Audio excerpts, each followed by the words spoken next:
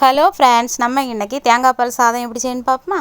ஒரு குக்கர் அடுப்பில் வச்சு அதில் கொஞ்சம் தேங்காய் எண்ணெயும் கொஞ்சம் நெய்யும் ஊற்றி, அதுக்கப்புறம் பட்டை வகைகள் எல்லாம் போட்டு உள்ளியும் போட்டு நல்லா கிண்டி 2 பச்சை மிளகாய் நேராக கீறி அதையும் போட்டு நல்லா கிண்டுங்க.